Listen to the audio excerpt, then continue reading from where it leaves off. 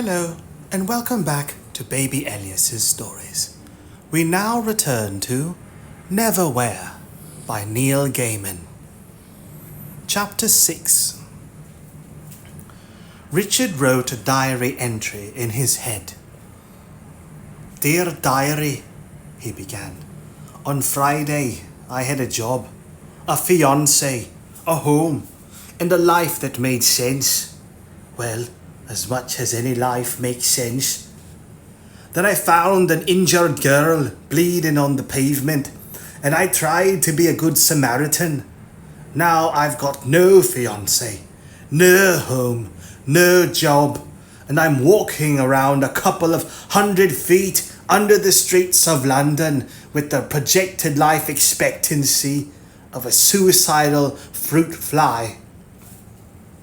"This way," said the Marquis, gesturing elegantly, his filthy lace cuff flowing.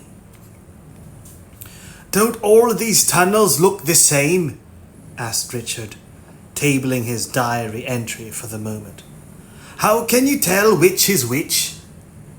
"You can't," said the Marquis sadly. "We're hopelessly lost. We'll never be seen again in a couple of days. We'll be killing each other for food." "Really?" He hated himself for rising to the bait, even as he said it. "No," the Marquis's expression said that torturing this poor fool was too easy to even be amusing. Richard found that he cared less and less what these people thought of him, however.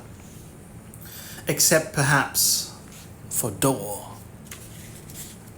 He went back to writing his mental diary. "There are hundreds of people in this other London, thousands maybe, people who come from here, or people who have fallen through the cracks. I'm wandering around with a girl called Dor, her bodyguard and her psychotic grand vizier.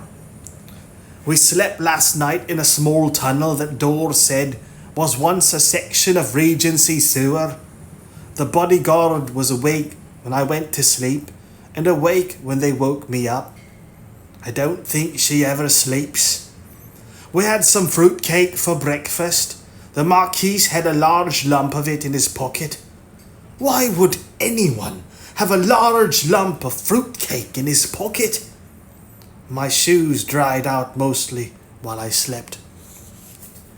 I want to go home." Then he mentally underlined the last sentence 3 times, rewrote it in huge letters in red ink, and circled it before putting a number of exclamation marks next to it in his mental margin. At least the tunnel they were now walking down was dry. It was a high-tech tunnel, all silvery pipes and white walls. The Marquis and Dor walked together in front. Richard tended to stay a couple of paces behind them. Hunter moved about. Sometimes she was behind them, sometimes to one side of them or to the other, often a little way in front, merging with the shadows. She made no sound when she moved, which Richard found rather disconcerting. There was a crack of light ahead of them. "There we go," said the Marquis. "Bank station. Good place to start looking." "You're out of your mind," said Richard. He did not mean it to be heard, but the most sotto of voices carried and echoed in the darkness. "Indeed," said the Marquis. The ground began to rumble. An underground train was somewhere close at hand. "Richard, just leave it," said Dor, but it was coming out of his mouth. "Well," he said, "you're both being silly. There's no such things as angels." The Marquis nodded, said, "Ah, yes, I understand you now. There are no such things as angels, just as there is no London below, no rat speakers, no shepherds in Shepherd's Bush."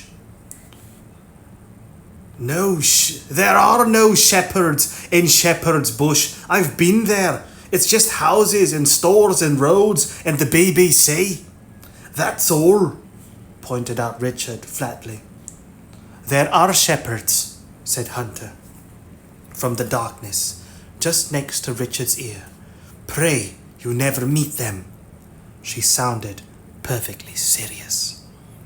Well, said Richard, I still don't believe that there are flocks of angels wandering about down here. There aren't, said the Marquise. Just one. They had reached the end of the tunnel. There was a locked door in front of them. The Marquise stood back. My lady, he said to Door. She rested a hand on it for a moment. The door opened silently. Maybe, Richard said, persisting. We're thinking of different things. The angels I have in mind are all wings, halos, trumpets, peace on earth, goodwill unto men. That's right, said Door. You got it. Angels.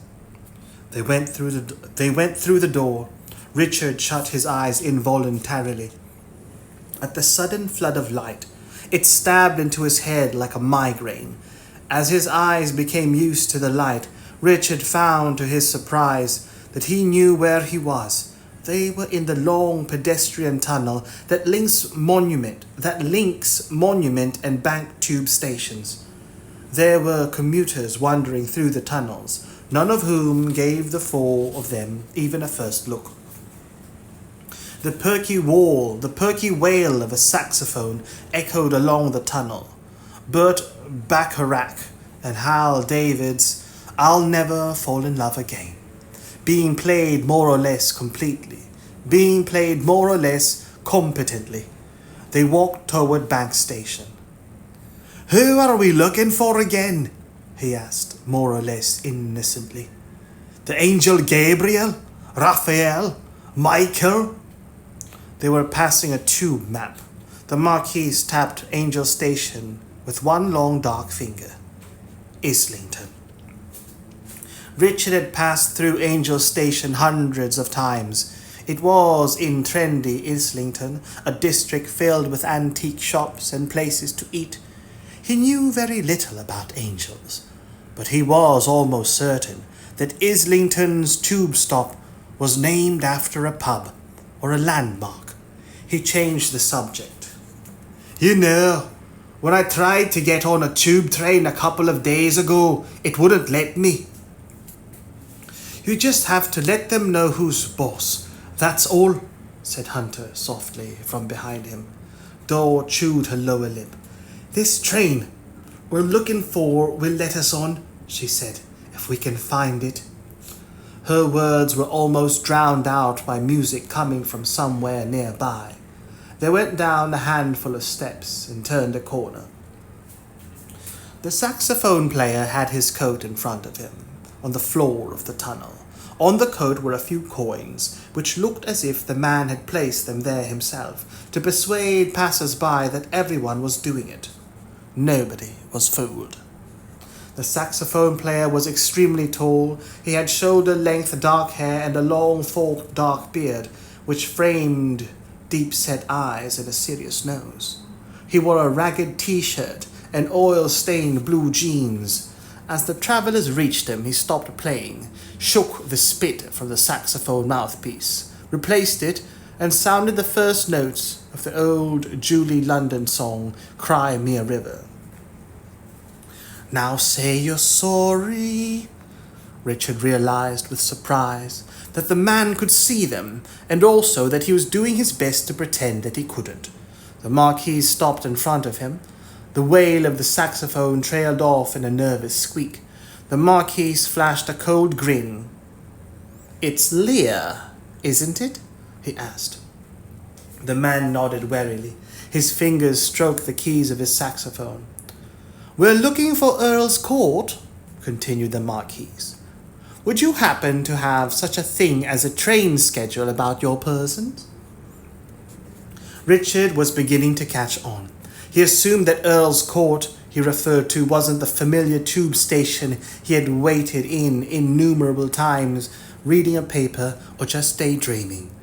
The man named Lear moistened his lips with the tip of his tongue. "It's not possible. What'd be in it for me if I did?" The Marquis thrust his hands deep into the pockets of his coat. Then he smiled, like a cat who had just been entrusted with the keys to a home for wayward but plump canaries. "They say," he said idly, as if he were simply passing the time, "that Merlin's master Blaise once wrote a reel so beguiling that it would charm the coins from the pockets of anyone who heard it." Lear's eyes narrowed. "That'd be worth more than just a train schedule," he said, "if you actually had it." The Marquis did a perfectly good impression of someone realizing, "My, it would, wouldn't it?" "Well then," he said magnanimously, "I suppose you would have to owe me, wouldn't you?" Lear nodded reluctantly. He fumbled in his back pocket, pulled out a much-folded scrap of paper, and held it up. The Marquis reached for it. Lear moved his hand away. "Let me hear the reel first, you old trickster," he said, "and it had better work." The Marquis raised an eyebrow. He darted a hand into one of his inside pockets of his coat. When he pulled it out again, it was holding a penny whistle and a small crystal ball. He looked at the crystal ball, made the kind of noise that it means. "Ah, so that's where that went," and he put it away again. Then he flexed his fingers, put the penny whistle to his lips, and began to play an odd, rollicking tune that leapt and twisted and sang. It made Richard feel as if he were 13 years old again, listening to the top 20 on his best friend's transistor radio at school during lunch hour, back when pop music had mattered as it only can in your early teenage years. The Marquis's reel was everything he had ever wanted to hear in a song. The handful of coins chinked onto Lear's coat, thrown by passers-by who walked on with a smile on their faces and a spring in their step. The Marquis lowered his penny whistle. "I owe you, then, you old rascal," said Lear, nodding. Yes, you do." The Marquis took the paper, the train schedule, from Lear and scanned it and nodded. "But a word to the wise, don't overuse it.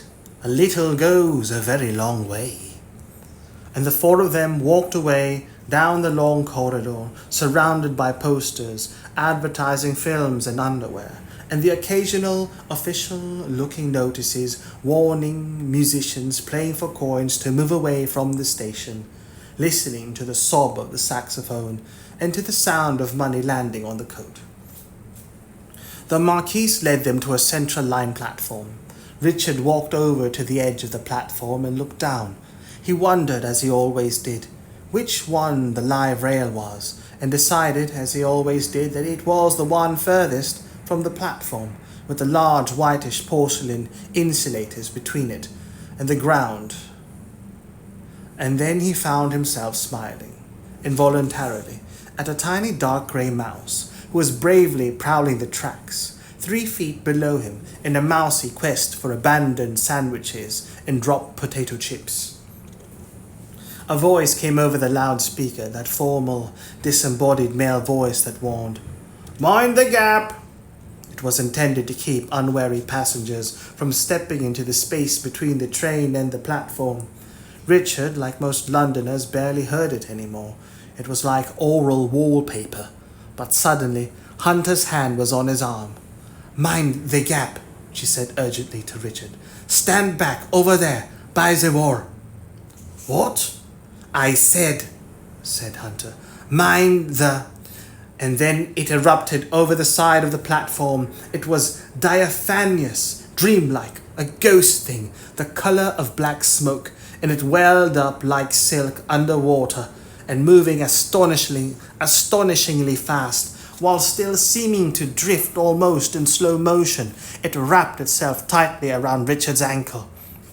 It stung even through the fabric of his Levi's. The thing pulled him toward the edge of the platform, and he staggered. He realized, as if from a distance, that Hunter had pulled out her staff and was smacking the tentacle of smoke with it, hard, repeatedly. There was a faraway screaming noise, thin and mindless, like an idiot child deprived of its toy. The smoke tentacle let go of Richard's ankle and slid back over the edge of the platform, and it was gone. Hunter took Richard by the scruff of the neck and pulled him toward the back wall where Richard slumped against it. He was trembling, and the world seemed suddenly, utterly unreal. The color had been sucked from his jeans wherever the thing had touched him, making them look as if they'd been ineptly bleached. He pulled up the trouser leg. Tiny purple welts were coming up on the skin of his ankle and calf. "What?" he tried to say, but nothing came out. He swallowed and tried again. "What was that?" Hunter looked down at him impassively. Her face could have been carved from brown wood. "I don't think it has a name," she said. "They live in the gaps. I did warn you." "I've never seen one before." "You weren't part of the underside before," said Hunter. "Just wait by the wall. It's safer." The Marquis was checking the time on a large gold pocket watch. He returned it to his waistcoat pocket, consulted the paper Lear had given him, and nodded satisfied. "We're in luck," he pronounced. "The Earl's Court train should be coming through here in about half an hour." "Earl's Court Station isn't on the Central Line," pointed out Richard. Marquis stared at Richard, openly amused. "What a refreshing mind you have, young man," he said. "There really is nothing quite like total ignorance, is there?" The warm wind began to blow. An underground train pulled up at the station. People got off and other people got on, going about the business of their lives, and Richard watched them with envy. "Mind the gap," intoned the recorded voice. "Stand clear of the doors. Mind the gap." Dor took one look at Richard, then apparently worried about what she was seeing. She walked over to him and took his hand. He was very pale and his breath was coming shallow and fast. "Mind the gap," boomed the recorded voice again. "I'm fine," lied Richard bravely, to no one in particular. The central courtyard of Mr. Croup and Mr. Vandermar's hospital was a dank and cheerless place. Ragged grass grew up through the abandoned desks, rubber tires and bits of office furniture. The overall impression given by the area was that a decade before, perhaps out of boredom, perhaps out of frustration, perhaps even as a statement or as performance art, a number of people had thrown the contents of their offices out of their windows, high above, and had left them there on the ground to rot.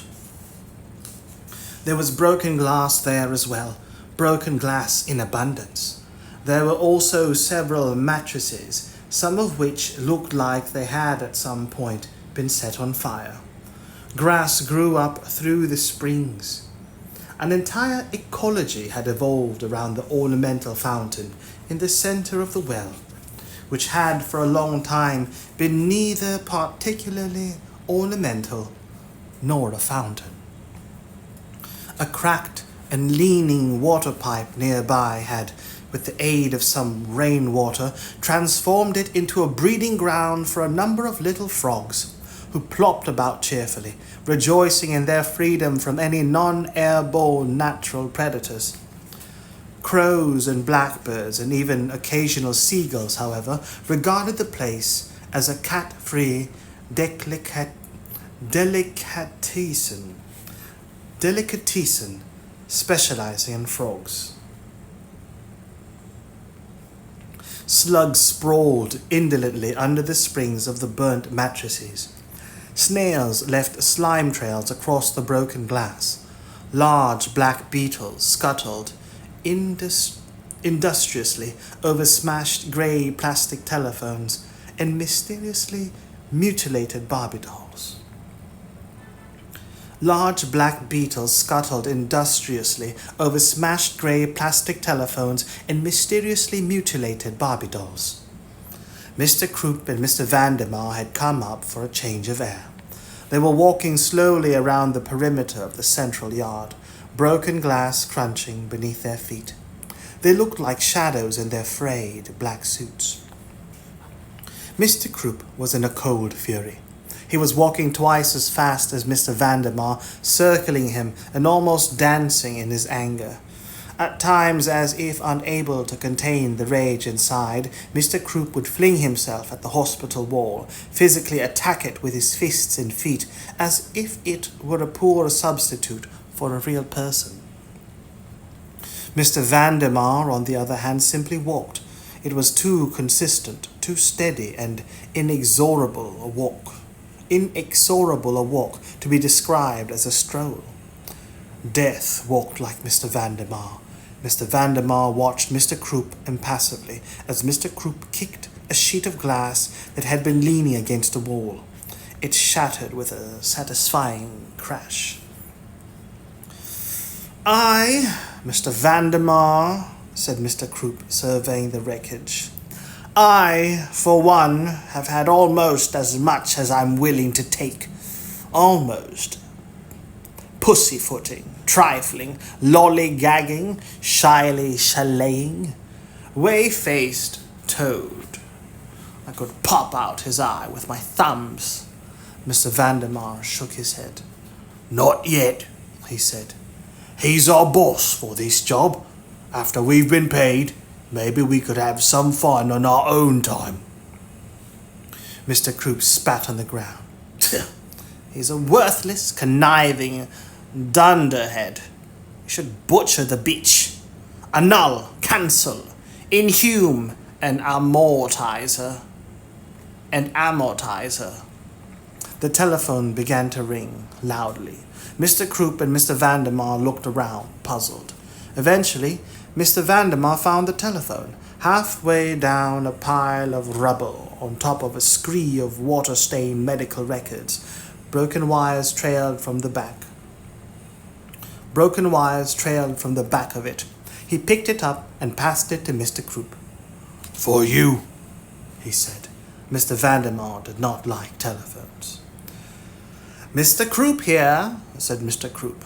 Then obsequiously, "Oh, it's you, sir." A pause. "At present, as you requested, she is walking around, free as a daisy. I'm afraid your bodyguard idea went down like a dead baboon." "Varney?" "Yes, he's quite dead." Another pause. "Sir, I am commencing to have certain conceptual problems with the role of myself and my partner in these shenanigans." There was a third pause, and Mr. Croup went paler than pale. "Unprofessional?" he asked mildly. "Us?" He curled his hand into a fist, which he slammed hard into the side of a brick wall. There was no change, however, in his tone of voice as he said, "Sir, might I, with due respect, remind you that Mr. Vandemar and myself burned down the city of Troy. We brought the Black Plague to Flanders. We have assassinated 12 kings, 5 popes, 100 heroes, and 2 accredited gods. Our last commission before these was the torturing to death of an entire monastery in 16th century Tuscany. We are utterly professional." Mr. Vandemar, who had been amusing himself by catching little frogs and seeing how many he could stuff into his mouth at a time, said, with his mouth full, "I like doing that." "My point?" asked Mr. Croup, and he flicked some imaginary dust from his threadbare suit, ignoring the real dust as he did so. "My point is that we are assassins, we are cutthroats, we kill." He listened to something, then said, "Well, what about the upper-worlder? Why can't we kill him?" Mr. Croup twitched, spat once more, kicked the wall as he stood there holding the rust-stained, half-broken telephone.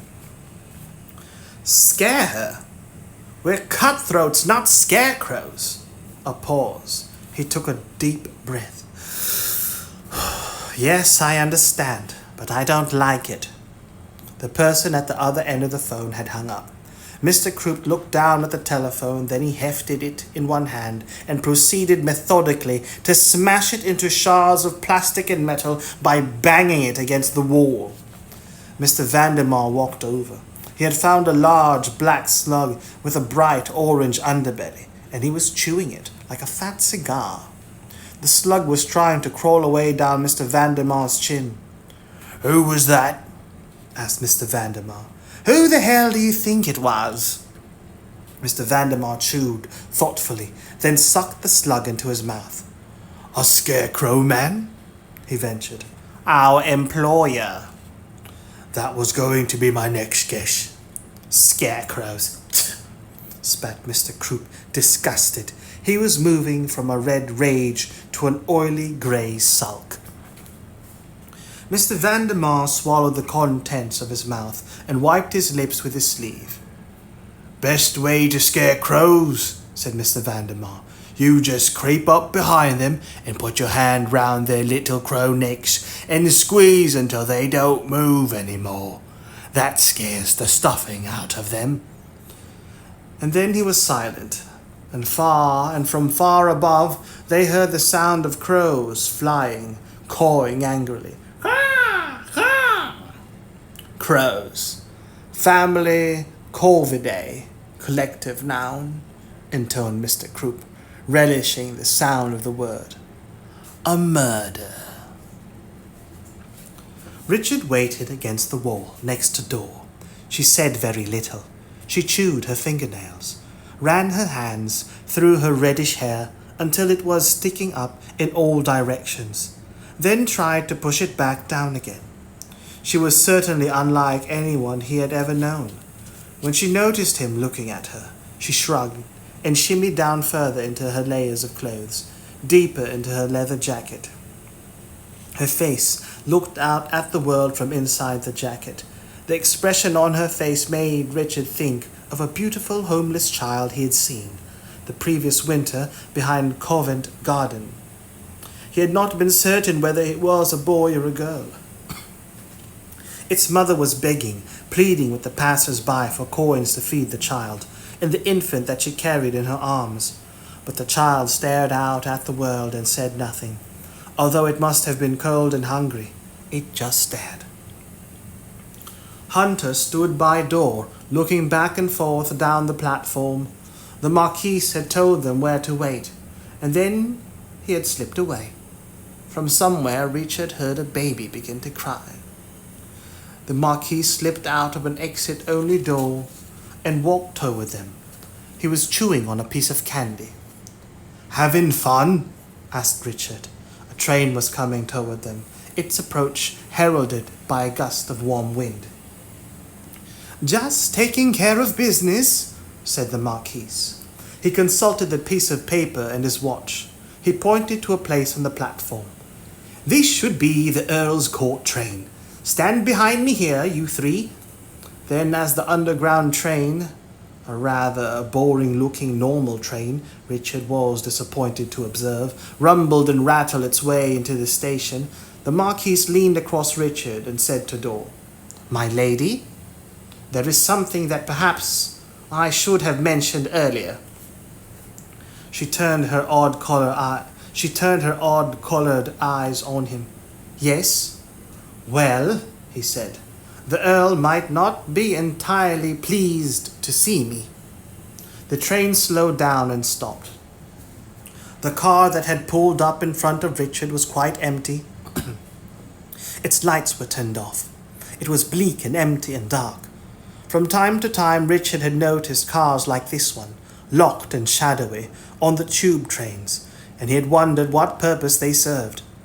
The other doors on the train hissed open, and passengers got on and got off. The doors of the darkened car remained closed. The Marquis drummed on the door with his fist, an intricate rhythmic rap. Nothing happened. Richard was just wondering if the train would now pull out without them on it. when the door of the dark car was pushed open from the inside. It opened about 6 inches, and an elderly, bespectacled face peered out at them. "Who knocks?" he said. Through the opening, Richard could see flames burning and people and smoke inside the car. Through the glass in the doors, however, he still saw a dark and empty carriage. "The Lady Door," announced the Marquis smoothly, "and her companions." The door slid open all the way, and they were inside Earl's Court.